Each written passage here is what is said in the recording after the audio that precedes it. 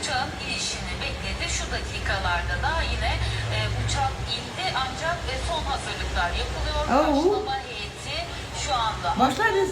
Ha? Askerler de bekliyor. Nima ko'ryapsiz? Karşılama heyetinin içerisinde Erdoğan az sonra Trump'ı karşılayacak. Karşılama heyetinde Nima bildim, haberleri ko'rish kerak, dunyo haberlarini. tabii bakanlardan Trump bir heyet janoblari var. keldi ABD'den gelen de bir Turkiyaga. heyet var. Aynı zamanda Erdo'g'an janoblari kutib oladi hozir. Mana samolyotni Qatar podarka qilgan ekan.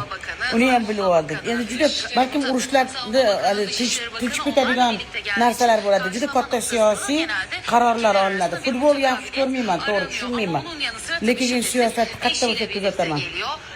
Mana CNN'ni mutlaqo kuzatish kerak. Biz xabarlarni ikkita sunucu ham bu ishi zo'ra boryapti, sharhlab. Вот. Все.